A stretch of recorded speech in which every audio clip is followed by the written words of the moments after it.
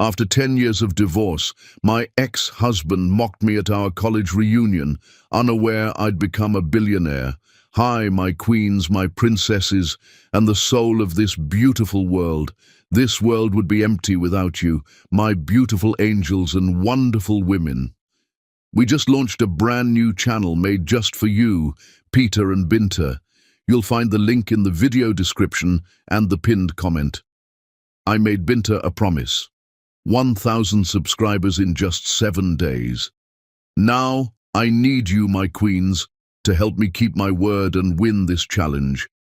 Your love has never let me down, so please subscribe today and become part of our story. Now let's begin with love. Some of us are still waiting on Maxine's little hair grease to take off. Dexter said it with a champagne glass in his hand and the whole room laughing before he finished the sentence, which meant they already knew where it was going. That is the thing about a joke you have told for 10 years. People stop hearing the words, they just wait for their cue. I was standing near the windows of the Sheraton Imperial on Emperor Boulevard, in a black dress I had bought for a board meeting in Charlotte and never once for anything meant to be enjoyed. And I did what I've done in every room like this since the divorce. I smiled with my mouth closed, and I let it pass over me like weather. The Sheraton ballroom was full of maroon and grey. NCCU pennants on every table, a slideshow of old yearbook photos looping on a screen behind the podium, our whole graduating class dressed up and loud on the second night of the ultimate homecoming experience. The night before the parade would close down Fayetteville Street from Cornwallis Road all the way to campus. I had come early on purpose, before the noise, and now I was regretting it the way I regret most decisions made out of a wish to control something. Dexter Broadnax had not changed the way men sometimes do not change. Same easy shoulders. Same laugh that arrived half a second before other people's laughs, so that it always sounded like his laugh gave them permission.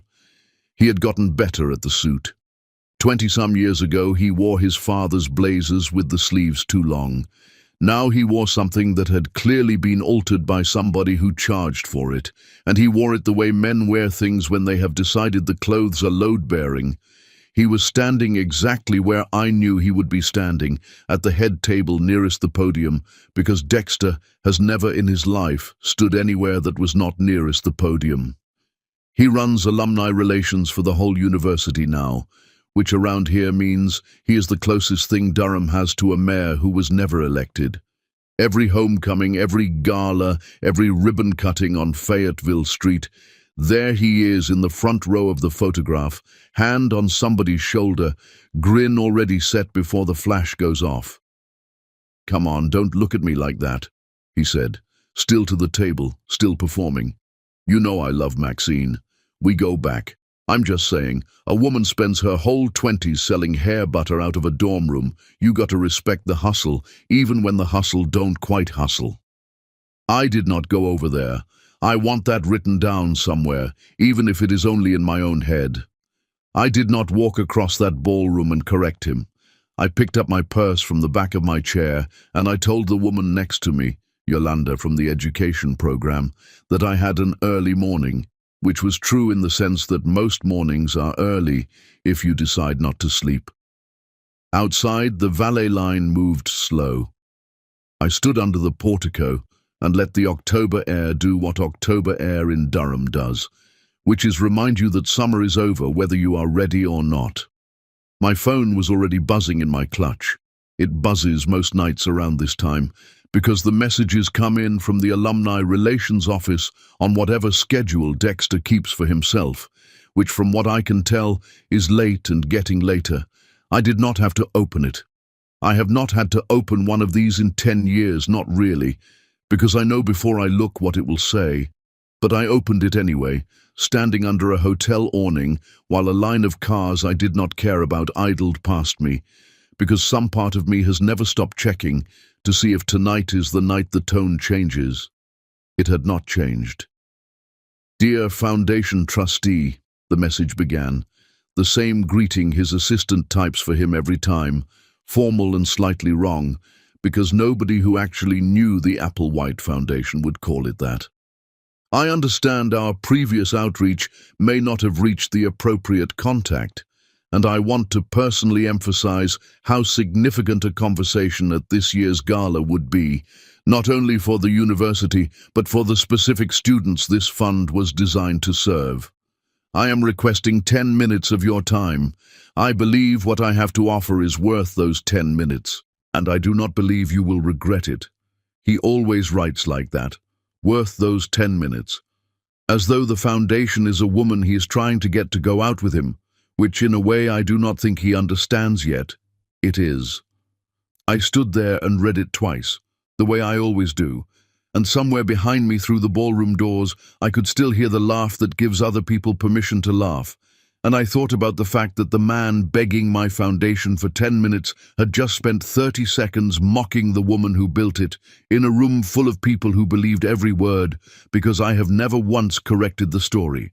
That is not humility. I want to be honest about that, because I think humility gets credit that belongs to fear. It is not humility that has kept me quiet for 10 years. It is the promise I made in a hospice room to a woman who asked me for exactly one thing, and it is easier, most days, to keep a promise than to defend myself. The valet finally pulled my car around, a grey sedan I bought because it does not attract attention, which after 20 years of learning what attention costs a woman like me is its own kind of luxury. I did not get in right away. I stood on the curb and I looked back up at the lit windows of the ballroom, at the shapes of people I had once known moving behind the glass, and I let myself feel the whole of it for exactly as long as I have learned to allow myself, which is not long. My name, out there in that room, still belongs to a story that isn't true. Left him for a hobby, couldn't handle being somebody's wife, went off chasing hair grease money instead of staying and fighting for her marriage. I have heard versions of it at 3 different reunions now, told by people who were not even there, passed down like it was scripture instead of what it actually is, which is the last thing my ex-husband needed to be true in order to live with what he did. I got in the car.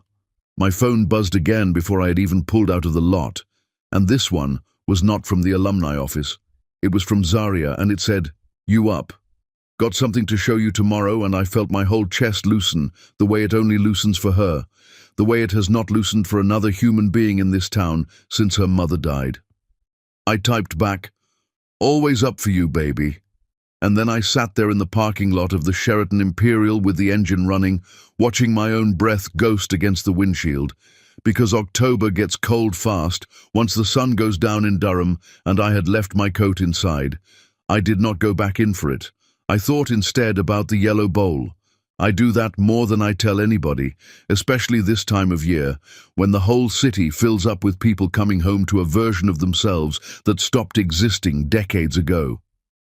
I thought about a hot plate in a dorm room on Lawson Street, about the smell of shea butter melting at 2 in the morning, about a girl named Charisse Applewhite, laughing so hard at something I said that she knocked the bowl clean off the desk, and about the promise I made to her 10 years later in a hospital bed that neither of us believed, not really, she was going to walk out of. I have kept that promise every single day since, quietly, from a distance, with money instead of my name. It had felt for a long time like the safest way to love somebody. You cannot be laughed at for a gift nobody knows you gave. You cannot be accused of buying affection when the people you are loving do not know your name is attached to the check. I built the whole shape of my second life around that logic, and for 9 years it held. Sitting there in that parking lot, phone dark in my lap, I did not yet know how much that distance was about to cost me. I only knew that somewhere behind those bright windows, a man was drafting his next message to a donor he did not know he already had, and that in 6 days, at the gala, I was going to have to decide whether 10 more years of silence was still the promise Charisse meant, or whether it had quietly become something else. I put the car in reverse and drove home the long way, past Beechwood, past the dark iron gate I did not stop at, not that night. There would be time enough for that. Chapter 2.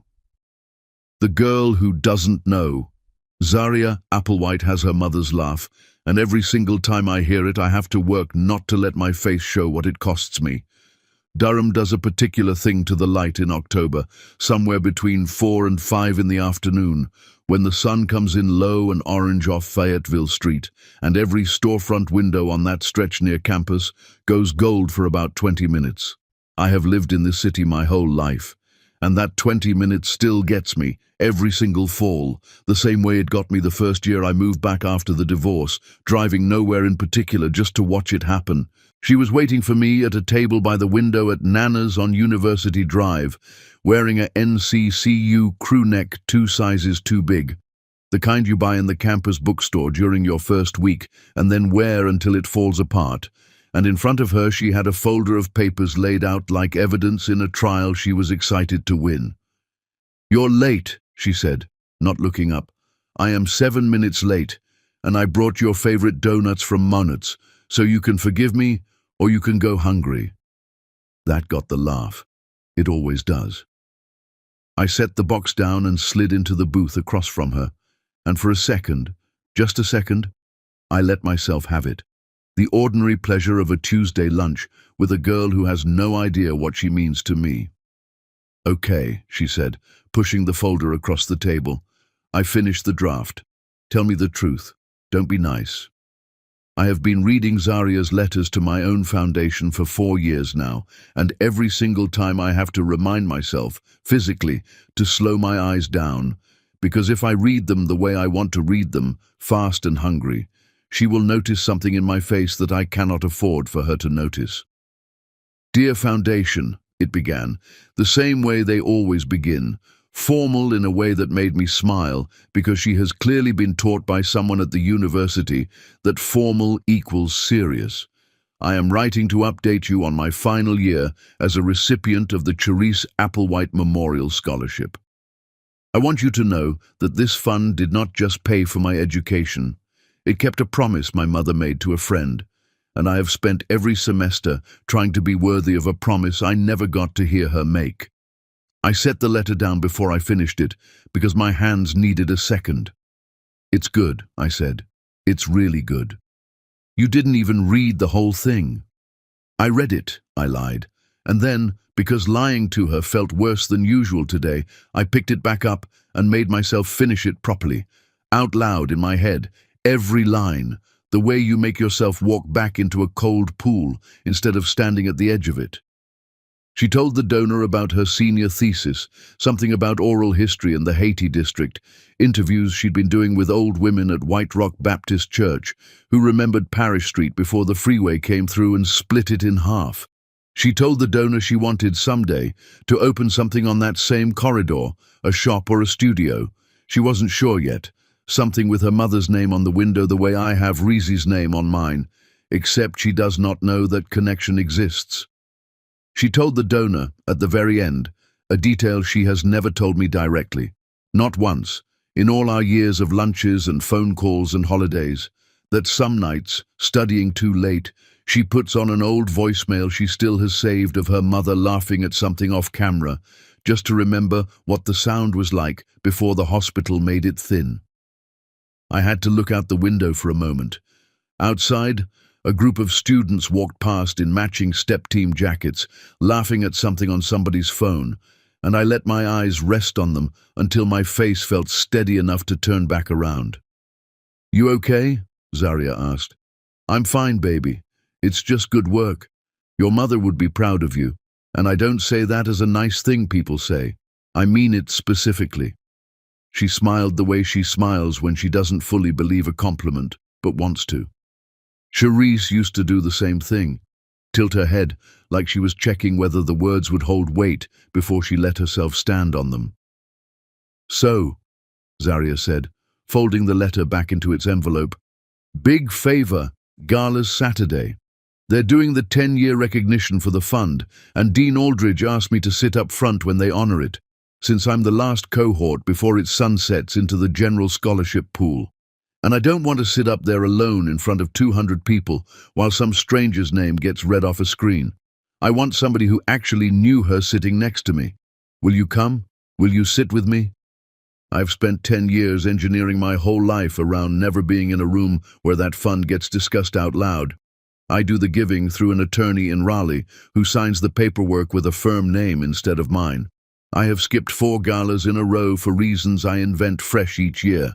I have built, brick by careful brick, a version of loving Charisse's daughter that does not require me to stand anywhere near the spotlight, because standing near the spotlight means standing near questions, and questions mean Dexter, and Dexter means the whole story, cracking open in front of 200 people who already believe the wrong version of who I am. And here was her daughter, asking me for the one thing I have spent a decade avoiding, in a voice that had no idea it was asking for anything difficult at all. "Of course I'll sit with you," I said, and I meant it before I had finished thinking through what it would cost. "You're the best," she said, and reached across the table and squeezed my hand the way her mother used to, quick and hard, like she was trying to press something into me through the skin. We talked after that about smaller things, and I let myself sink into the ordinariness of it, because ordinary is a currency I do not get to spend often where Zaria is concerned. Her thesis defense, scheduled for the spring, which she was already rehearsing in her head out loud between bites of donut. A boy in her cohort she was pretending not to like, a music education major named Corey, who apparently could not park a car to save his life, and who she had strong, detailed opinions about for someone claiming indifference. The internship she'd started this fall in the Alumni Relations Office, filing correspondence, which she complained about with the specific, cheerful complaining of a young person who does not yet know how good she has it to be bored. "Mr. Broadnax has me answering half his emails now," she said, rolling her eyes. "He's obsessed with this donor, writes to them like it's a whole thing." My stomach did something complicated. Obsessed how? I don't know, dramatic, like it's personal. He keeps saying if he can just get 10 minutes at the gala, it'll change everything for the department budget. She shrugged, already bored of the topic, reaching for a donut. Grown men are weird about money. I laughed because laughing was easier than the alternative, and I asked her something else, something about her thesis, and let her carry the conversation the rest of the lunch, because I needed the extra minutes to get my face back to a place that would not worry her. Driving home afterward down Fayetteville Street, past the student center, past the long fence around O'Kelly Riddick, where crews were already hanging homecoming banners for Saturday, I understood that I had just agreed to walk directly into the one room I had spent 10 years avoiding, on the exact night Dexter had been begging for weeks to get me alone in. I did not know yet whether that was a mistake. I ran the math on it anyway, the way I run math on everything, because that is what 9 years of building a company out of nothing but a hot plate and a promise will teach a person to do. If I sat beside Zaria at that gala, in a room full of people who had spent a decade believing Dexter's version of my life, someone was eventually going to ask why the Foundation's biggest silent supporter was sitting up front with the scholarship's last recipient-like family. Someone always asks the question you have spent the longest time preparing not to answer. I only knew I was not going to disappoint that girl, not for Dexter, not for the story he tells about me, not for anything, and not for a room full of people whose opinion of me I had already survived losing once. Chapter 3. What he found.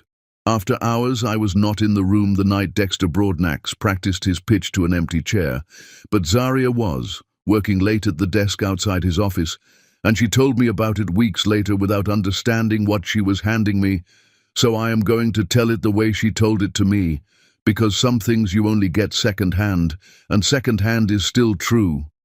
I want to be honest about how I know what I'm about to tell you, because a woman who has spent 10 years building things out of careful documentation does not suddenly abandon that habit just because the subject turns personal. I was not there.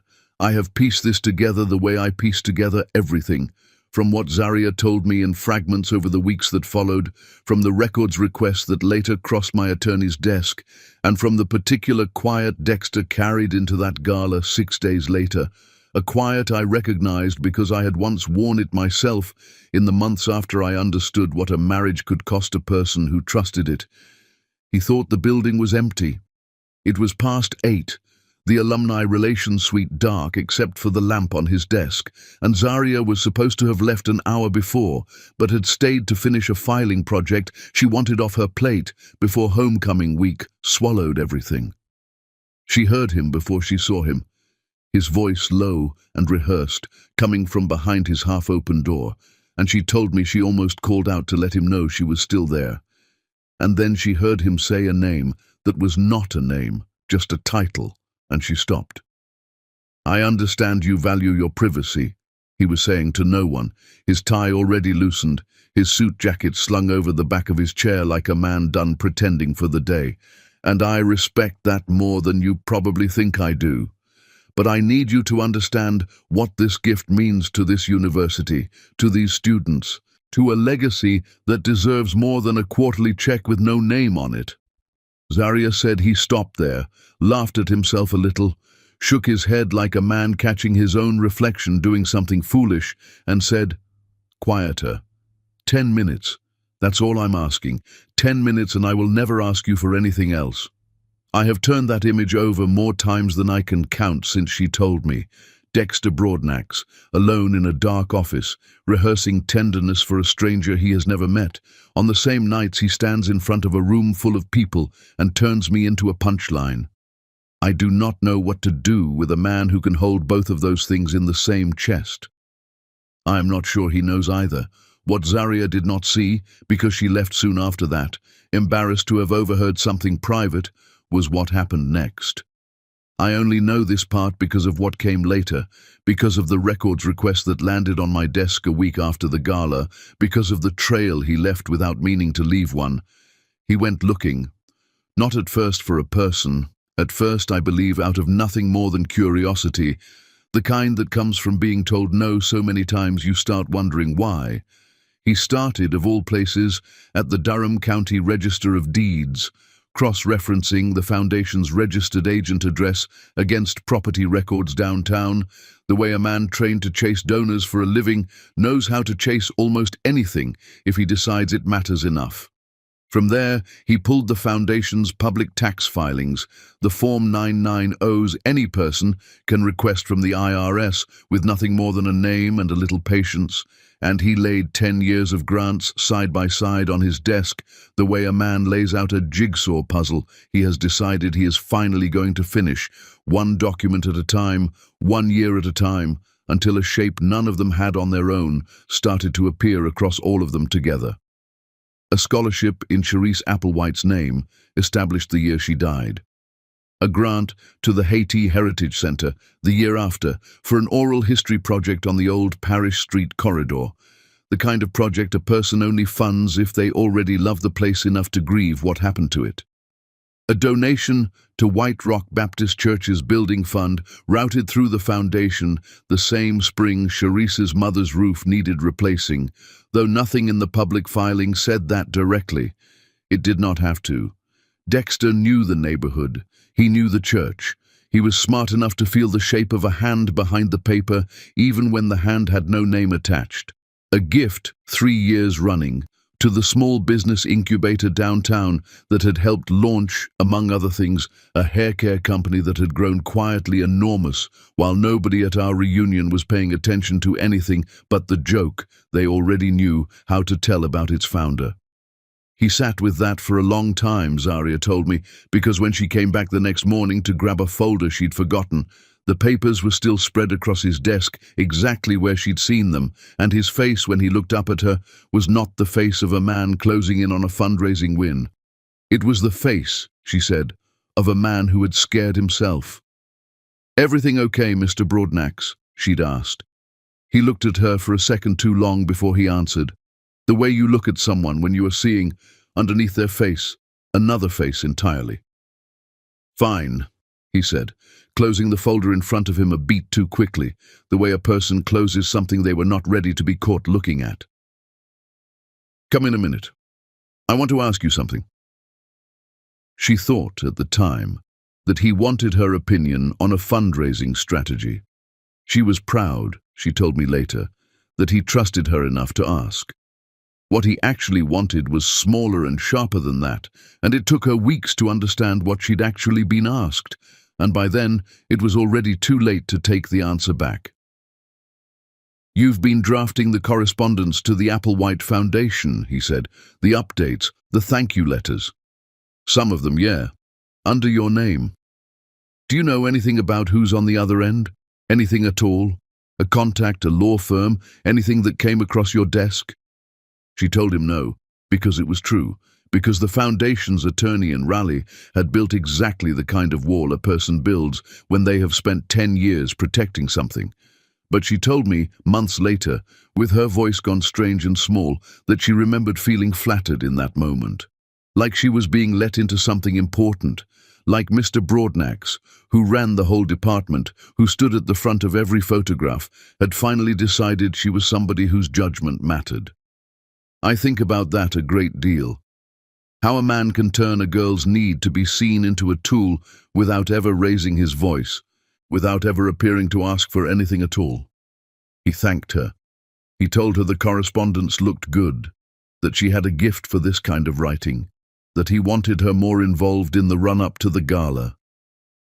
She left his office that morning glowing, the way you glow when someone powerful tells you that you matter to them, and I do not blame her for that glow, not for 1 second, because I remember exactly what it felt like to be 21 years old and have somebody with a title and an office tell me my judgment was worth something. It is one of the oldest tricks there is, precisely because it costs the person using it nothing, and it costs the person receiving it everything, and nobody ever sees the bill until it arrives. What I keep coming back to, turning this whole account over the way I have turned it over these past weeks, is that Dexter was not lying to himself in that office. He believed every word of what he said to that empty chair. He believed the donor deserved gentleness, deserved to be asked properly, deserved 10 careful minutes instead of a form letter. He simply could not connect that belief to the woman standing 3 feet away from him at a podium a few nights before, because in his mind, those were 2 entirely different people. One was a stranger worth courting, the other was an ex-wife worth a punchline. It never once occurred to him, not in that office, not yet, that he might be building his whole campaign toward the same woman he had spent 10 years making smaller in front of a room. She had no idea, not yet, that she had just become the fastest road he had to me, and that in 6 days, standing in that same office, he was going to walk down it without looking back to see who he was stepping on. Chapter 4. The front room on Fayetteville Street. Miss Erlene Applewhite has pressed my hair in the same front room since before I had a reason to grey, and she has never once let me leave that chair without telling me something I needed to hear more than I needed my hair done. Her house sits a few blocks off Fayetteville Street, close enough to Haiti that she still calls it Haiti, even though half the young people moving into the new builds around her call it something else, a name a developer picked because it sounded better on a sign. She has lived in that house longer than I have been alive, in a front room that smells like hot comb and coconut oil, and the faint sweetness of the candle she keeps burning on the mantel beneath a photograph of her daughter. Out her window, you can see the edge of the old Black Wall Street historic markers, if you know to look, and past that, if the light is right, the steeple of what used to be St. Joseph's before it became the Haiti Heritage Center, standing over a neighborhood that has spent 60 years being told it is either sacred ground or an opportunity, depending on who is doing the telling that particular year. I have been getting my hair done in this room since I was a girl too young to know what any of that history meant, back when my own mother used to bring me and sit in the folding chair by the door with a magazine she never actually read. "Sit," she told me, the Tuesday before the gala, patting the chair like she always does, like the chair is a person she is introducing me to. "You're wound up tight as a clock spring. I can see it from the porch." "I'm fine, Miss Erlene." Sit anyway. I sat. She parted my hair with the end of the comb, slow, the way she has always done it. No rush in her hands, even when the rest of the world is rushing around her. And she started talking the way she always starts talking, not to fill silence, but because silence, in that room, is where the stories live, and she has decided it is her job to keep letting them out. "You remember that yellow bowl?" she said. It was not a question. I remember the bowl. Cherise brought that bowl from home her freshman year. Wasn't nothing special about it. Plastic chipped on one side. I believe her grandmother used it for biscuit dough. And you two took it up to that dorm room on Lawson Street and turned it into a whole business before either one of you had the sense God gave a goose. I laughed, because it was true, and because Miss Erlene telling it made it feel lighter than it usually feels in my own chest. Hot plate in the window because the dorm didn't allow it, and the two of you melting shea butter at 2 in the morning like you weren't going to set the whole building on fire, she went on, working the comb through in sections now, unhurried. Selling it out the back of Cherise's car at homecoming for $5 a jar, telling every girl who bought one it would change her whole head of hair, and half of them believing you because you said it with such conviction. That's where this all started, right there. 2 girls and a bowl that used to hold biscuit dough. She was the one with the conviction, I said. I just did the mixing. You were both something, Miss Erlene said, and her hands slowed for just a second before she caught herself and kept moving. I remember the day she called me from that hospital bed, and she wasn't calling to tell me she was scared, though Lord knows she had every right to be. She was calling to tell me what she'd made you promise. I sat very still. She made me promise to keep the business alive, I said, for her mama, for whatever came after. That's what she told you it was, Miss Erlene said. That's not all of what she asked me to remember. I turned my head enough to look at her in the mirror, and she met my eyes there, steady, the comb still resting in her hand. She asked me to remind you, if you ever forgot, that the money was never the promise. The money was easy for you, baby. You've always known how to make money behave. What she asked for was harder than that. She asked you to stay close to her child, not send checks, not build a foundation with her name on it from 3 counties away. Stay close, sit at the table.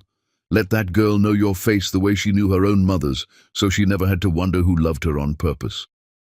The words landed somewhere I was not braced for them to land, and I had to look down at my own hands in my lap for a moment before I trusted my voice. I built the scholarship the year she died, I said. I've funded that girl's whole education. I know you have, Miss Erlene said gently, and there was no accusation in it, which somehow made it worse. And Zaria has never once known your name attached to $1 of it. You built her a wall of paper so tall you had to climb over it yourself to have lunch with the child. That's not the promise breaking, not yet. But it's close enough to the edge of it that I thought you should hear it plain, from somebody who loved Cherise too, before that gala Saturday makes the choice for you. I did not have an answer for her, not a real one, and she did not ask me for one. She went back to pressing, section by section, the room quiet except for the small hiss of the hot comb and the traffic passing outside on Fayetteville Street. And I let myself sit inside that quiet, the way I have let myself sit inside it my whole life, because Miss Erlene's front room has always been the one place in this city where I do not have to perform anything for anybody. We were nearly finished when the knock came. Miss Erlene set the comb in its stand and crossed to the door without hurrying, and I heard her open it only part way, the chain still on, a habit from a neighborhood that has learned the hard way not to trust every knock. "Afternoon, ma'am," I heard him say, and my stomach dropped before my mind had even finished placing the voice. "I'm sorry to bother you. I'm Dexter Broadnax with the university's alumni office. I understand you may have known Cherise Applewhite." I knew her a great deal better than that description, Miss Erlene said, her voice perfectly pleasant and perfectly closed, seeing as she was my daughter. I could hear him recalibrate through the door, the small pause of a man realizing he had walked in overconfident. "My apologies. I'm trying to reach the party behind the scholarship in her name, for the university's 10-year recognition. I understand there might be a personal connection, someone close to the family, and I was hoping—" "You were hoping I'd hand you something I've been asked not to hand you," Miss Erlene said, still pleasant, still closed. "I appreciate you coming all this way, Mr. Broadnax. I do, but I've got a client in my chair and a promise in my chest, and neither one of them is any of your business today." There was a silence on the other side of that door that stretched a beat longer than it needed to, and then his voice again, quieter now, less like a fundraiser, and more like a man who had just been told no by somebody old enough to be his mother and did not fully know what to do with that.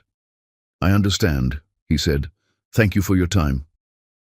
Miss Erlene closed the door, slid the chain back into its groove, and returned to the chair without a single word about what had just happened, picking the comb back up like nothing at all had interrupted us.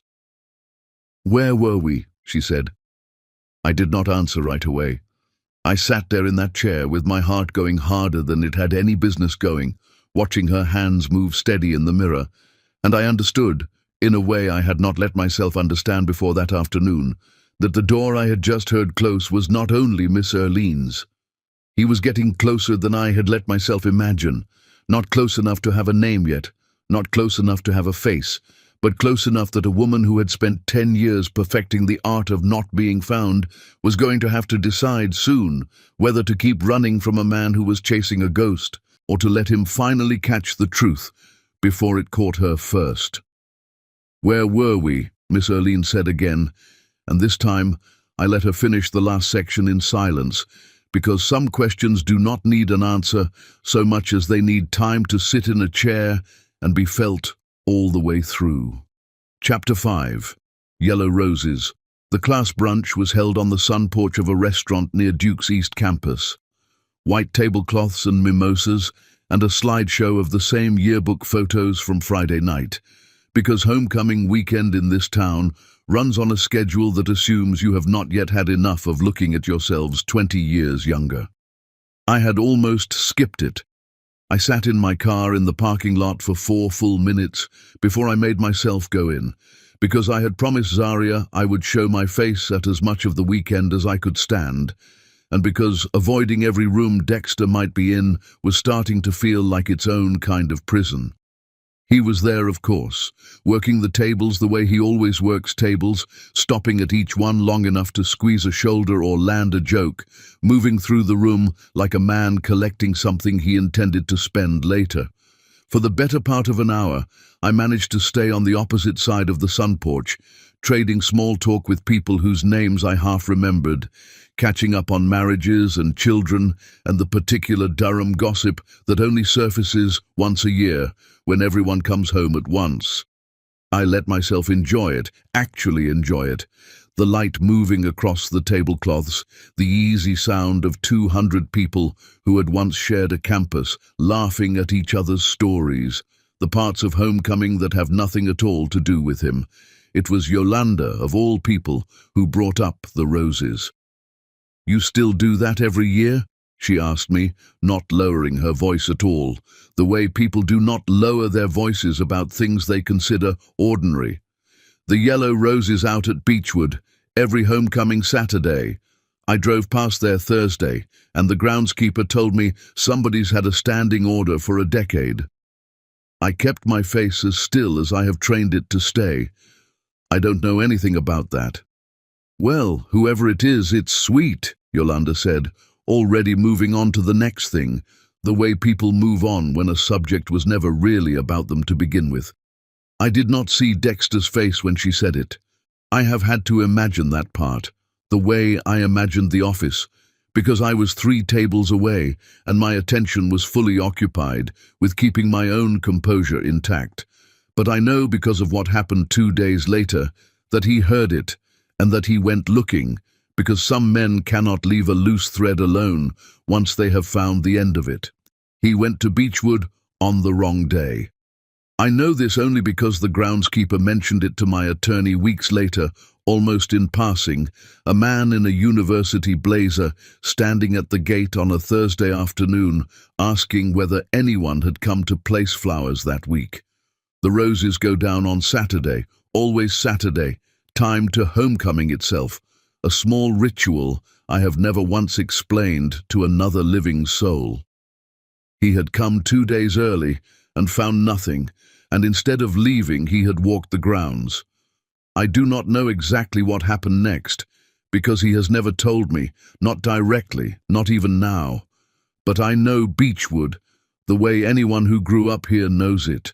The rows of markers along the Fayetteville Street corridor going back 100 years, resting place for men who built banks out of nothing and women who built churches out of less. And I know Cherise's stone sits toward the back, under a dogwood that turns the ground around it a soft pink every spring. What I know for certain is that he found it, and what I know for certain, because it is the only thing that explains what he did afterward, is that something about standing in front of that stone undid something in him he had not expected to still be attached. Miss Erlene told me later that the groundskeeper described a man standing there a long time, long enough that he'd circled back twice on his rounds and found him in the same spot both times, hands in his pockets, head down, not moving to leave.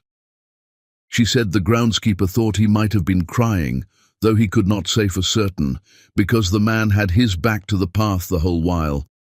I have turned that image over more than any other in this whole story.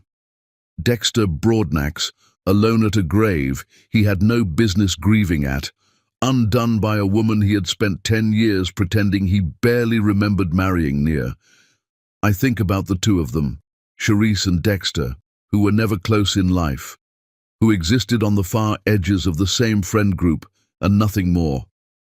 And I wonder what exactly broke open in him standing there, whether it was Cherise at all, or whether her stone was simply the first honest thing he had let himself stand in front of in a very long time, and honesty, once it finds a crack, does not much care what name is carved above it.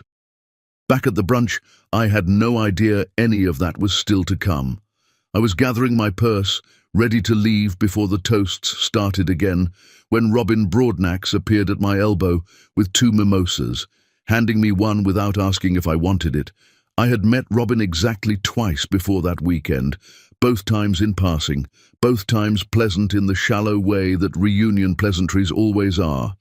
She's younger than Dexter, poised in a way that suggested careful practice rather than natural ease, and she had always struck me as a woman who had decided, at some point, simply to believe whatever version of her husband's life he handed her. "You're hard to pin down," she said, sliding into the chair beside me like she'd been planning the move all morning. "I'm not much for reunions," I said. "No," she said, watching me with an attention that felt different from the shallow kind, sharper. "I don't imagine you are." We made small talk for a few minutes, the kind that circles a subject without touching it. Weather and traffic, and whether the parade route would be as crowded as last year, and the whole while I watched her doing something I recognized, because I have done it myself, in rooms full of people who thought they knew my whole story. She was studying me, not with hostility, with the particular hunger of someone trying to reconcile 2 versions of a person that do not match, turning her head slightly as she listened, the way you tilt a photograph toward the light to see if the image underneath is different from the one on the surface. "Dexter talks about you sometimes," she said finally, setting her glass down. "The divorce. He doesn't say much, but what he says never quite sits right with me, watching you now." I did not answer that, because I did not trust what would come out if I opened my mouth. "I'd like to talk to you sometime," she said. "Not here. Somewhere quiet." "About what?" "About 10 years ago," she said, and there was nothing accusing in her voice, only something tired and searching, the voice of a woman who has spent a long time living inside somebody else's story and has finally started to notice the seams. "I think I've been told a version of you that isn't true, Maxine, and I'd like to hear the other one before this gala happens and everybody's version gets set in stone for another decade." I left the brunch not long after that, unsettled in a way I could not name, and I did not think much more about it until that same night, back in my hotel room, when a knock came at the door I had not been expecting. 3 sharp raps, The kind a person makes when they have finally worked up the nerve to ask the question they have been carrying all day.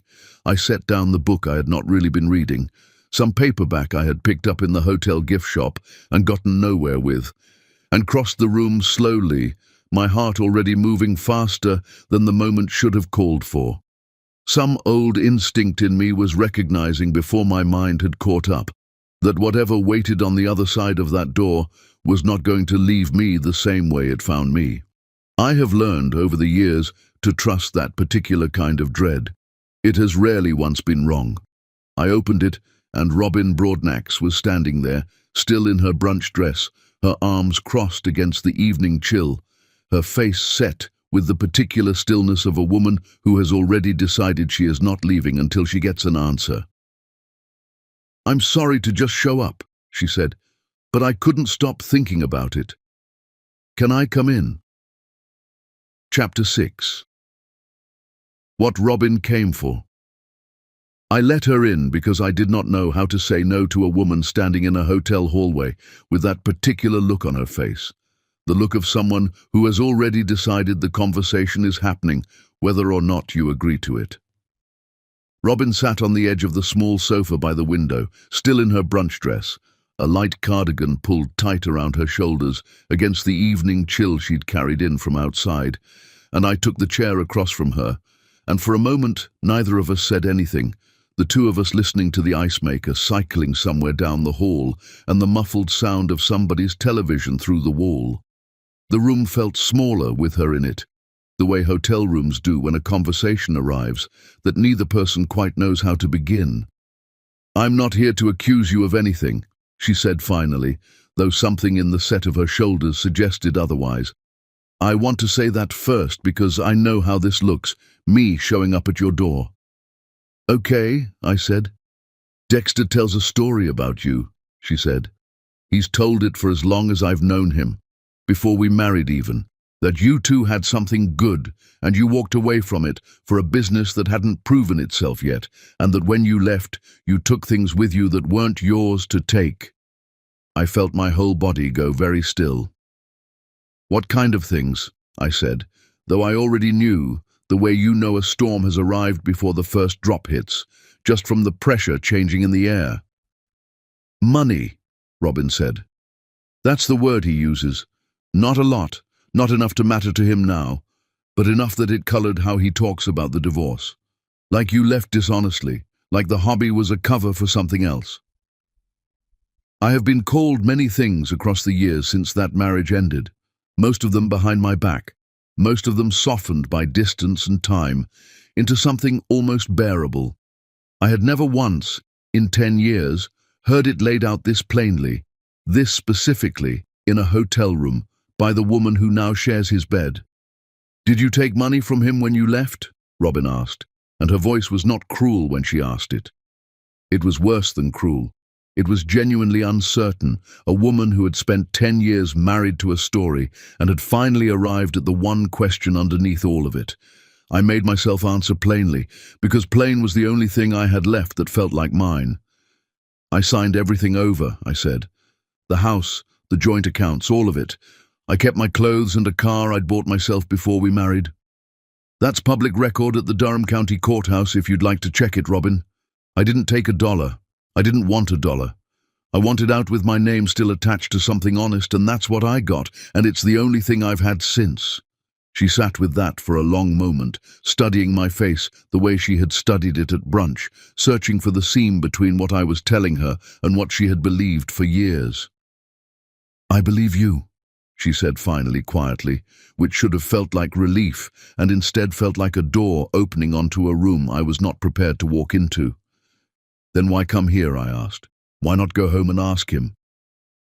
She looked at me for a long moment, and something in her face closed, the way a face closes when a person decides they are not ready yet to fight the fight they came looking to start. "I don't know," she said. "I think I needed to hear it from you first, before I said anything to him. I needed to know what I was standing on." She stood then, smoothed her dress, and moved toward the door without another word of comfort, without apology, without so much as a hand on my shoulder, and I understood, watching her go, that she had come for herself entirely. She had gotten what she needed. What I needed was never a consideration she had carried into that room, and I do not think she was being cruel by leaving that way. I think she simply did not have anything left over to give me, not that night, not with her own marriage sitting differently in her hands than it had that morning. The door clicked shut behind her, and I sat alone in that hotel room for a long time, the ice maker still cycling down the hall, and I let myself feel the whole weight of what she had just told me. 10 years. He had spent 10 years not just laughing at me in rooms full of people, but building a specific, detailed lie about theft, about dishonesty, about a woman who could not be trusted with a joint account, let alone with a marriage. I had told myself for a decade that the hobby joke was the worst of it. I had been wrong. I got up and pulled my suitcase from the closet. I do not remember making the decision exactly. I only remember my hands moving, folding the black dress I had worn to the mixer, gathering my toiletries from the bathroom counter, my mind already 3 steps ahead of me, drafting the email I would send my attorney in the morning. Increase the final disbursement. Close the foundation's public filings. Let it become, finally and completely, the kind of gift that has no fingerprints on it at all. I could be on a flight out of Raleigh-Durham by noon. I could let Zaria have her 10-year recognition without me standing anywhere near it, could send a card, a private note, something warm and untraceable, and go back to the only kind of love I had ever managed to make safe, which was love from very far away. It is a familiar shape, that particular retreat. I have made it before in smaller ways, every time a room got too close to the truth of who I am. Slip out before the questions start. Send money instead of a face. I built an entire second life on the belief that distance was a form of loyalty, and standing there folding a dress at 11 at night, I very nearly convinced myself, one more time, that it still was. My phone rang while I was still folding. "Hey," Zaria said when I picked up, her voice bright and a little nervous in a way that told me she had no idea what evening I had just lived through. "Sorry, is it too late? I just keep thinking about Saturday, and I got in my head a little." "It's not too late," I said, sitting down on the edge of the bed, the half-folded dress still in my lap.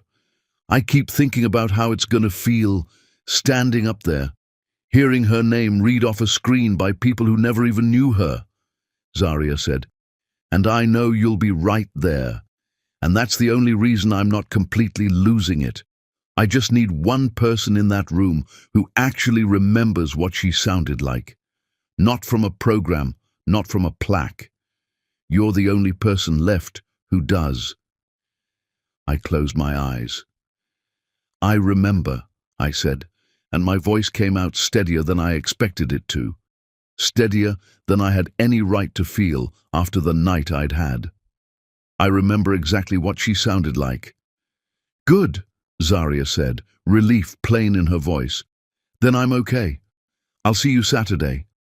We said our goodbyes, and I sat there a long while after she'd hung up, the phone warm in my hand, looking at the suitcase open on the bed beside me, half-packed, a woman's whole plan of escape laid out in folded fabric. I closed it. I put it back in the closet.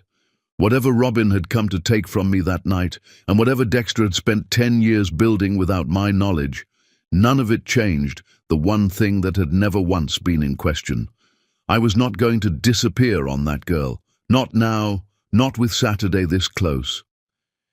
My phone buzzed again as I was setting it on the nightstand, and this time it was not Zaria. "It's a formal request," the message read. This one shorter than his others, more clipped, a man running low on patience with a stranger who had ignored him for 10 years running. "I need to speak with someone close to the Applewhite family directly, and I have a lead I intend to follow up on personally before Saturday."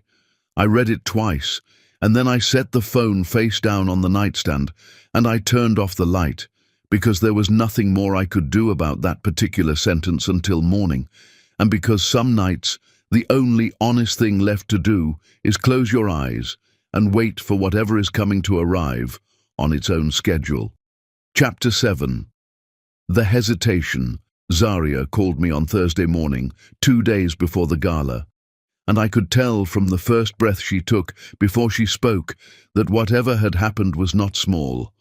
I was still in my robe at the kitchen table, the morning light coming in low across the counter the way it does this time of year, and I nearly let the call go to voicemail because I was running behind on a call with my attorney about the final gala logistics. Something in me picked up anyway, some instinct I have learned not to argue with. "Mr. Broadnax pulled me into his office," she said, her voice doing the thing voices do when a person is fighting to keep them level. "He asked me to give him copies of every letter I've drafted for the donor correspondence, all of it, every draft, every note, anything with contact information, even the stuff that got cut before it went out." I sat very still at my kitchen table, coffee going cold in front of me, the ordinary sounds of my own house suddenly very loud, the refrigerator humming, a car passing outside. "What did you tell him?" I said. "I told him no," she said. "I told him those aren't mine to hand over. They're the Foundation's correspondence, and if he wants access, he should go through the proper channels, through the attorney, the way he's supposed to." And Maxine, he got so strange about it, like I'd insulted him, like I owed him something. I want to be honest about what I know and do not know of what happened in that office, because I was not there, and because what I understand of it came to me the way most of this story has come to me, in fragments, assembled after the fact from people who lived it more directly than I did. But I know what Zaria told me that morning, and I know what happened 3 hours later, and I know enough now to believe I understand what passed through Dexter in between. He had looked at her, she said, for a second too long before he answered her refusal, and something in his face had gone somewhere else entirely, somewhere she could not follow. I have thought about that look more than I probably should. I believe, though I cannot prove it, that for one full second Dexter Broadnax looked at Charisse Applewhite's daughter and saw, underneath her face, the face of a girl he had known on this same campus, 20-some years before, laughing too loud in a dining hall, alive in a way that had nothing to do with any of the uses he was currently trying to put her memory toward.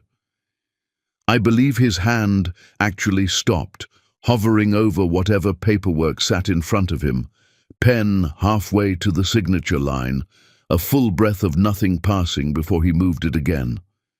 I do not think that hesitation makes him less responsible for what he did next. If anything, it makes it worse, because it means some part of him knew in that exact second exactly what he was about to do, and chose to do it anyway. And then, Zaria told me, his face closed back up, and he said something about the department's needs, about the pressure he was under from the board, about how disappointed he was that she wasn't willing to help him after everything the office had done for her. By that afternoon, she had a formal notice in her university email. Her internship in the Alumni Relations Office was suspended, effective immediately, pending review, for what the notice called an unresolved conflict regarding donor communications protocol, language so bloodless and bureaucratic that it could have described almost anything, which I have come to believe was exactly the point. A separate note, forwarded from the Financial Aid Office, flagged her scholarship file for administrative review, the kind of language that means nothing and everything at once, the kind of language that can freeze a young person's whole world for weeks while somebody with more power than sense decides whether they were serious. She called me from her dorm room, crying in the particular way young people cry when the ground has moved beneath them for the first time, in a way that feels permanent even when it isn't. "I don't understand what I did wrong," she kept saying. "I didn't do anything wrong." "You didn't," I told her, and I meant it with my whole chest. "You did exactly the right thing. This isn't about you, baby. This is about a grown man who has decided he wants something badly enough that he's willing to hurt a 21-year-old girl to get it. That's on him. Every bit of that is on him." I drove to campus that evening because some things cannot be handled over a phone, and I found her sitting on the steps outside her dorm on Lawson Street, the same street where her mother and I had once melted shea butter on a stolen hot plate at 2 in the morning, close enough that I could see the exact window that had once been ours if I let myself look up, which I did not. The evening had gone cool, and the campus was quieting down around us, students passing in 2s and 3s on their way to dinner, none of them aware they were walking past a small private catastrophe happening on a set of concrete steps. I sat down beside her without saying anything at first, letting her cry it the rest of the way out, my hand finding her back the way it has found her back 100 times since she was small enough to sit on my hip at Cherie's kitchen table. "I keep thinking about my mom," she said finally, wiping her face with the back of her hand. Like, is this what it felt like for her? Getting pushed around by people who had more power than her, and just deciding she wasn't worth protecting. "Your mother was one of the strongest people I ever knew," I said, "and she was protected, not by power, by people who loved her enough to stand in the way of things that tried to hurt her." "I just wish I still had her voice," Zaria said, quieter now, like a real conversation. Not the voicemail, just one more real conversation where she could tell me what to do. And here is where I made my mistake, the one I did not even feel myself making until it was already loose in the air between us. "I know," I said, my hand on her back, my mind somewhere it should not have been, somewhere 10 years and 1,000 quiet letters deep. "I know how much that voicemail means to you, the one where she's laughing at something off camera. I know exactly what you mean."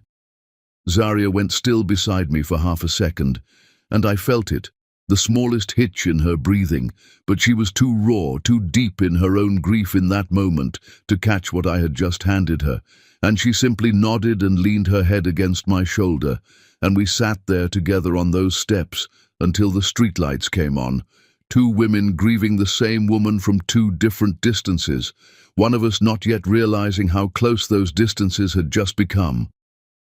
I drove home that night believing I had done nothing but comfort a frightened girl, and it was not until much later, replaying the whole conversation in my own head, the way you replay every conversation once you know what came after, that I understood what I had actually done. I had described a detail from a private letter I was never supposed to have read as anything other than a stranger.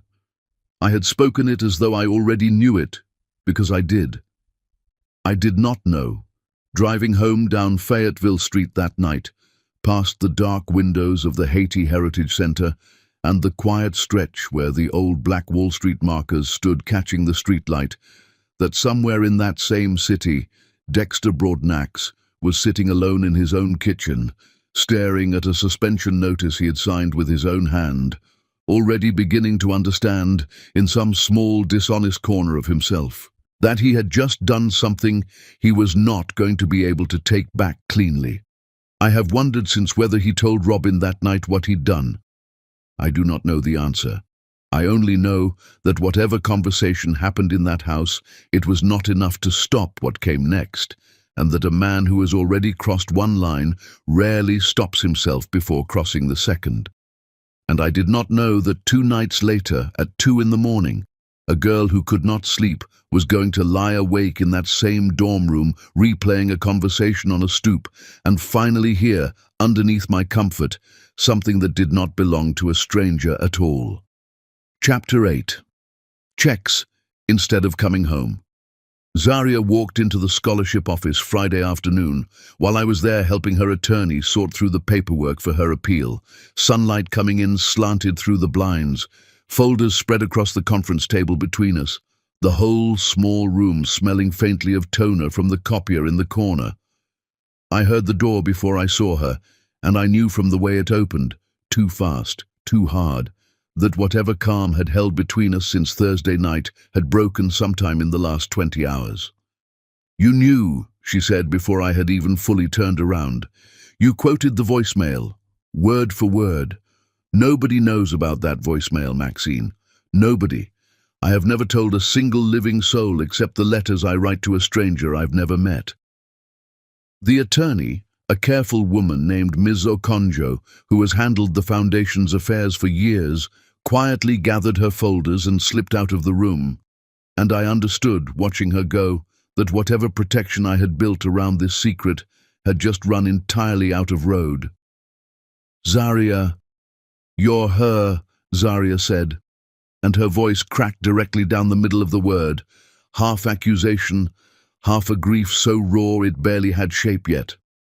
"You're the donor. You've been reading my letters for 4 years. You watched me write to a stranger about my mother's laugh, and you let me do it, sitting right there across the table from me, eating donuts, asking about my thesis, like you didn't already know every single thing I was going to say before I said it." "I can explain," I said, though even as the words left my mouth, I understood how thin they sounded against what she had just discovered. "Explain what?" she said. "Explain why you watched me work 3 jobs freshman year before the scholarship money hit my account, when you could have just told me. Explain why I've spent 4 years writing thank you letters to a stranger, pouring out things I couldn't say to another living person, while you sat across from me at lunch pretending you didn't already have all of it. You were the stranger, Maxine. This whole time, you were the stranger I was writing to. You watched me cry about her at that lunch table," Zaria went on, her voice rising now, the anger finally catching up to the grief underneath it. "You sat there and let me tell you how much I missed hearing her voice, knowing the whole time you already had my letters memorized. Do you know what it's like to find out the one place you thought was private, the one thing that was just between you and a stranger who never judged you, was never private at all? It was you the whole time, watching, reading, deciding what to tell me and what to keep. I never read them to watch you," I said. "I read them because I couldn't stop myself from wanting to know how you were." "That's worse," she said, and the word landed like a slap. "That's so much worse, Maxine. You wanted to know how I was, and instead of asking me, instead of just being my mother's friend the way you were supposed to be, you built a whole system so you could know everything about my life without ever once having to risk being seen loving me." I did not have an answer that would have made it smaller. I stood there and let her say every bit of it, because she had earned the right to say it, because 10 years of careful distance had finally arrived at exactly the room it was always going to arrive at, and there was no version of this conversation where I got to walk out unscathed.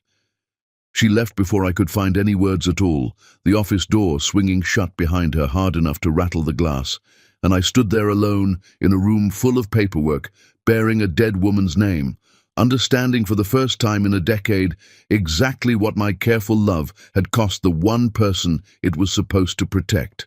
I went to Miss Erlene's that night because I did not know where else a person goes when they have broken the one promise they swore they would keep. She let me in without a word, sat me down in the front room, not in the chair by the mirror this time, but in the old armchair by the window where she does her thinking, and she listened to the whole of it without interrupting, her hands folded in her lap, her face unreadable in the lamplight. When I finished, she was quiet for a long moment. "Cherise never asked you for money, baby," she said finally, and her voice was so gentle it took me a moment to understand how much it was going to hurt. "She asked you to stay in her child's life, not send checks, stay close, sit at the table. Let that girl know your face the way she knew her own mother's." "I built her a whole education," I said, and even as I said it, I could hear how small it sounded against what Zaria had just told me in that office, how much it sounded like a woman reciting a receipt instead of describing a love. "You sent checks instead of coming home," Miss Erlene said, not unkindly, which somehow made it land harder than anger would have. She reached over and turned down the lamp beside her chair, as though the light itself had grown too bright for what she was about to say next. "You built a wall so tall around your own love that you had to climb over it just to have lunch with the child, and you called that keeping the promise. It wasn't the promise, Maxine. It was the easiest version of the promise you could manage without ever having to be seen. Cherise didn't ask you for easy, she asked you for you." I sat with that in silence, the candle on the mantel burning low beneath Charisse's photograph, and I understood that everything Dexter had done to me across 10 years of mockery had never once cut as deep as this single quiet sentence, from a woman who had loved me since I was a girl too young to know what love like that cost. "What do I do now?" I said, and I meant it as a genuine question, the kind you ask when you have run out of your own answers. Miss Erlene was quiet again, longer this time, and when she spoke, her voice had shifted into something I had not heard from her before, careful and deliberate, the voice of a woman choosing exactly which door to open. "Zaria called me an hour before you got here," she said. "She's talking about standing up at that gala tomorrow night and refusing the scholarship in front of everybody, calling it tainted, calling the whole 10 years a lie." My stomach dropped. "You have to stop her," I said. "Miss Erlene, that scholarship is the only thing standing between her and—" "I'm not stopping anybody from telling the truth," Miss Erlene said, cutting me off, gentle but immovable. "But there's a piece of this you still don't have, Maxine, one I've carried a long time. And I believe tomorrow night is finally the night it needs saying, in front of the one person who spent 10 years pretending he doesn't already know it." "What piece?" I said, my voice barely above a whisper. She looked at me for a long moment, the candlelight catching the grey at her temples, and something in her face told me that whatever she was about to withhold, she was withholding it on purpose, not out of cruelty, but out of a patience I did not yet have the strength to match. "Not tonight," she said. "You've had enough for one night, and so have I. I'll say it when Dexter's in the room to hear it, because it was never only yours to carry alone, and it was never only mine either. It belongs to both of you, and I think it's time the two of you finally heard it in the same breath." I left her house that night with more questions than I had walked in with, Zaria's rage still ringing in my ears, Miss Erlene's quiet devastation sitting heavier in my chest than anything Dexter had ever said about me in a ballroom, and somewhere out past the dark windows of Fayetteville Street, a truth I did not yet have shape for, waiting for tomorrow night to finally be spoken aloud. I drove home slow, the streets nearly empty, the whole city holding its breath the way it always does the night before homecoming Saturday, and I did not sleep. I lay awake instead, turning Miss Erlene's words over and over, trying to imagine what could possibly be large enough that she had carried it silently for 10 years, waiting for the exact right room to set it down in. Chapter 9. What the Room Learned. The Sheraton Imperial's ballroom was fuller than it had been all week. Round tables dressed in maroon and grey, a small stage set up near the head of the room, with a screen behind it already glowing with the university's crest, servers moving between tables with trays of plated chicken, and the low hum of 200 conversations rising and falling under the chandeliers. I stood at the back entrance for a long moment before I made myself walk in, smoothing the front of my dress with hands that would not quite stay steady, because I understood, standing there, that I was not walking into a party. I was walking into the last room I had spent 10 years avoiding, and there would be no quiet exit this time. Zaria was already seated near the front when I found her, her face composed in a way that told me nothing about whether she still wanted me anywhere near her tonight. I sat down beside her anyway, because I had promised her a seat, and a promise I had finally learned this week is not the same thing as a check. "You came," she said, not looking at me. "I told you I would." "I'm still angry with you," she said. "I know," I said. "You're allowed to be both, angry with me and glad I'm here. Those aren't opposites, baby. I've been both things about people my whole life." She did not answer, but she did not move her chair away from mine either, and I let that be enough for the moment, because it was more than I had any right to expect. Dexter took the stage not long after, working through the evening's program with the same practiced warmth I had watched him perform 100 times, and when he reached the section on the Charisse Applewhite Memorial Scholarship, his voice shifted into something more careful, a man circling a subject he did not yet know how close he was standing to. This fund has quietly supported students for 10 years, he said, reading from a card, thanks to an anonymous donor whose generosity has meant everything to this department and whom I have personally hoped for some time now to finally thank in person. I felt Zaria go still beside me. I stood up. I do not remember deciding to do it. I only remember my legs moving, my chair scraping back against the ballroom floor, loud enough that heads turned 2 tables over, my heart going so hard I could feel it in my ears. 10 years of careful invisibility unraveling in the space of a single breath. I walked toward that stage in a black dress I had bought for a boardroom, past 200 faces I had spent a decade avoiding, past a life I had built entirely out of not being seen, and I stopped at the base of the steps, and I looked up at the man who had spent 10 years turning me into a joke he told without ever once looking for the truth underneath it. "You wanted 10 minutes, I said, and my voice carried further in that room than I expected it to. You can have them now."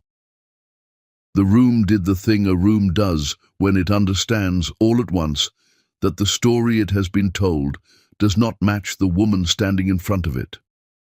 I watched it happen table by table, a wave of recalibration moving through 200 faces, old classmates setting down forks, a low murmur rising and then falling into something closer to silence. Dexter's face went through several things very quickly. Confusion first, then disbelief, then something that looked almost like relief, the look of a man finally arriving somewhere he had been chasing for weeks, before the third thing arrived and settled, which was horror, plain and total, as he understood exactly which nights of mockery he had performed in front of the very donor he had been begging. I did not raise my voice. I did not need to. "I built the Applewhite Foundation the year Charisse died," I said, to him, to the room, to whoever needed to hear it. "Every dollar of it. I have watched her daughter grow into a woman her mother would be proud of from a distance I chose, because I believed distance was safer than being seen. That was my mistake to make, and I am the one who has had to live with what it cost. It was never yours to punish a 21-year-old girl for." "Maxine, I didn't know." "You didn't want to know," I said.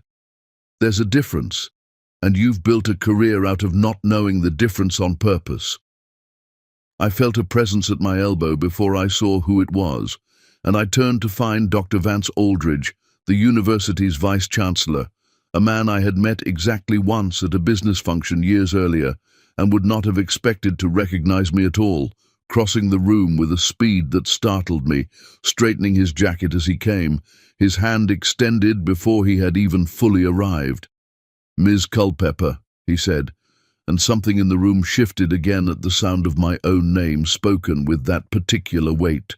"I had no idea. We are deeply, deeply grateful. Please, whatever you need from this university, tonight or any night, you have only to ask." I did not answer him right away, because behind him, moving through the parting crowd with the unhurried certainty of a woman who has waited a long time for the right room, Miss Erlene Applewhite was walking toward the stage. The whole ballroom quieted further to watch her come. "There's one more thing this room needs to hear," she said, stopping beside me, her eyes moving from my face to Dexter's and staying there. 10 years ago, Dexter Broadnax came to my daughter's hospital room, not to say goodbye to a dying woman. He came to ask her to release Maxine from a promise she'd made, because he was afraid of what a wife with her own money and her own name might do to the marriage he thought he still had a right to save. The room had gone completely silent now. "Charisse was 2 days from passing," Miss Erlene continued, her voice steady, carrying easily in the stillness. Not a woman performing grief, but a woman finally setting down something she had carried so long it had become part of her posture. And she told him no. With what little breath she had left, she told him that promise was the last thing she had control over in this world, and she was not giving it up to comfort a man who had already lost the right to ask her for anything. He left that room, and never told a soul what he'd tried to do. He built 10 years of a different story instead, one where Maxine left him for a hobby because the truth was too small a man for him to carry. I looked at Dexter and found him standing perfectly still, his face stripped down to something I had not seen on him since he was young enough to still wear his father's blazers, something that looked, for the first time in a decade, entirely honest. "You didn't lose me to a hair grease business," I said, quietly now, just to him, though the whole room could still hear it. "You lost me because you tried to take something from a dying woman that was never yours to take, and she said no. And I have spent 10 years letting you tell everyone a smaller, easier lie instead." He opened his mouth, and nothing came out of it that resembled an excuse. Robin stood from her table near the front, her face unreadable, gathering her small clutch bag without a glance at the man she had married, and walked out of the ballroom without a word to anyone, her heels loud against the floor in the silence. And Dexter watched her go and did not follow, because there was nothing left in that room he could say to stop her, and some part of him, I believe, already understood that. Zaria's hand found mine then, quiet, without ceremony, and when I looked at her, her eyes were wet, but her face had gone soft in a way it had not been soft since Thursday. "You should have told me," she said. "I know," I said. "I'm telling you now, in front of everybody. That's the only way I know how to make it right." She held my hand tighter, and neither of us said anything else, because the room around us had already said everything that needed saying, and some silences, I have learned, carry more truth than any speech ever could. Around us, 200 people who had come for chicken and old photographs sat in a silence none of them would forget. And somewhere in the back of the room, someone had already stopped the slideshow, the university crest frozen on the screen, waiting, like the rest of us, for whatever came next. Chapter 10. Staying. The roses went down by hand this year. I drove out to Beechwood myself on Saturday morning. The parade still hours from starting, Fayetteville Street quiet. The way it only gets quiet once a year before the crowds arrive. The whole corridor holding its breath before the floats and the marching bands and the crush of people coming home to a city that has learned, the hard way, what it costs to lose a neighborhood and what it takes to hold on to one. I parked at the gate the way I have parked at that gate every homecoming for a decade, except this time Zaria was in the passenger seat beside me, a second bundle of yellow roses in her lap, the morning light still low and gold across the old stones. We walked the rows together without needing to ask each other the way. She had visited before, of course, on her own, but never with me, never with both of us carrying flowers to the same stone at the same time. And there was something in that ordinary act, two women walking side by side toward a grave under a dogwood that had gone bare for winter, that felt more like the promise than anything I had managed in the 10 years before it. "I used to think you sending checks meant you didn't really love us," Zaria said, kneeling to lay her roses against the base of the stone. "I know that's not fair now. I know it wasn't nothing, but I needed you to know that's how it felt." "It's fair," I said, kneeling beside her. "You don't have to soften it for me. I spent 10 years mistaking safety for love, and you're the one who paid for that mistake more than anyone." She was quiet for a moment, running her fingers along the edge of her mother's name carved into the granite. "I'm not saying I forgive it all today," she said. "I just don't want you disappearing again. That's the only thing I'm asking for now. Not an apology. Just don't go back to checks and distance." "I'm not going anywhere," I said, and I meant it in a way I had never quite meant anything before, a promise made not out of guilt, but out of a decade finally. Fully understood.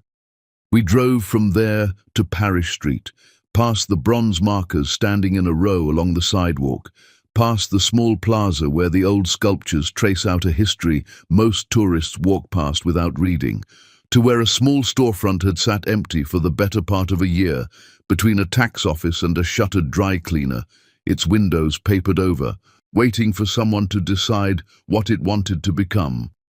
I had signed the lease 2 weeks earlier without telling anyone, uncertain whether I would ever have the nerve to reveal it, carrying the key around in my purse like a secret I wasn't sure I deserved to keep. Now I stood with Zaria in front of the papered glass and peeled a corner of it back so she could see inside. "It's yours," I said. "Whatever you want to make of it, a shop, a studio, whatever that thesis of yours turns into someday. I'm not naming it. I'm not running it.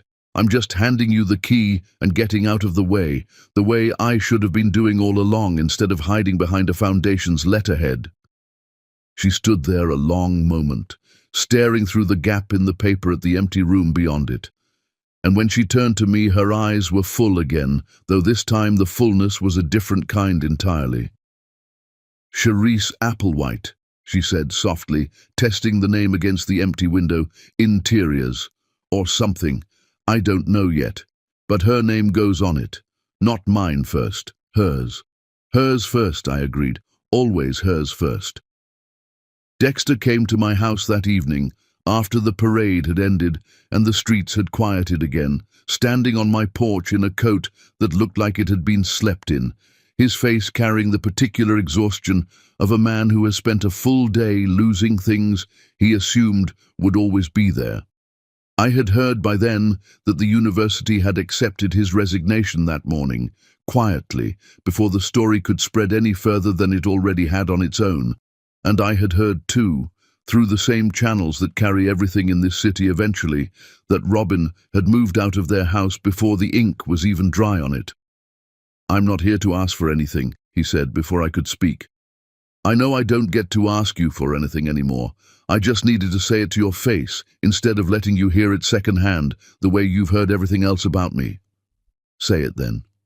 He was quiet for a moment, looking past me into the house, at the ordinary shape of a life he had never once bothered to imagine I might have built. "I was wrong," he said. "About all of it. Not just the joke. The whole 10 years of it. I told myself a story where I was the one who'd been left behind, because that story let me stay angry instead of ashamed, and anger was easier to carry into a room than the truth ever would have been." "I know," I said. "I've had 10 years to understand exactly how that works." "I'm not asking you to forgive me," he said. "Good," I said, "because I'm not sure I do. Not all of it. Not yet, and maybe not ever completely. But I don't hate you either, Dexter.